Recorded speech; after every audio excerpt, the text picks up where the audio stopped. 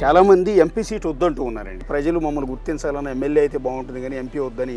జగన్ గారు ఏది చెప్తే అది చేసే అలవాటు పద్ధతి నాది. కానీ రాయలసీమలో పర్టికులర్గా అనంతపురంలో అగ్రకులాల డామినేషన్ ఎక్కువగా ఉంటుంది, మీకు తెలుసండి. వాళ్ళందరూ మిమ్మల్ని పండించారా? మంత్రి అయినంత మాత్రాన నేనేదో ఇదైపోయింది కదా. మా పరిధిలో మాకుంటాయి, మా జ్యూరిస్డిక్షన్ మాకుంటుంది.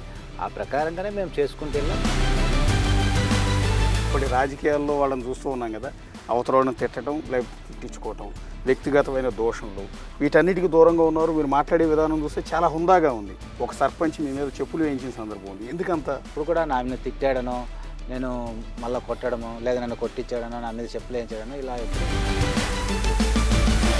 సార్, మీరు ఎంపీగా అనౌన్స్ చేసిన వెంటనే ఏమైనా బాధ అనిపించిందా? అయ్యో, నియోజకవర్గాన్ని నన్ను నమ్ముకున్న ప్రజలందరినీ వదిలిపెట్టి. నాకు కూడా నేను 10 సంవత్సరాలు వాళ్ళతో అక్కడ కలిసి పనిచేశాను. అక్కడ ఉన్నటువంటి ప్రజలతో కానివ్వండి, నాయకులతో కానివ్వండి, అందరితో కలిసి పనిచేశాను. కాబట్టి నాకు కూడా.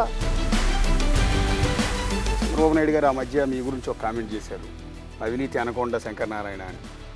ఎట్లా ఈ అవినీతి ముద్ర ఎట్లా? మేము రాజకీయాల కోసం ఆస్తులు పోగొట్టుకున్న కుటుంబం. రాజకీయాల్లో ఉన్న తర్వాత ప్రతి ఒక్కరి మీద అవినీతి ముద్ర వేయడం ప్రత్యర్థులకు అలవాటైంది.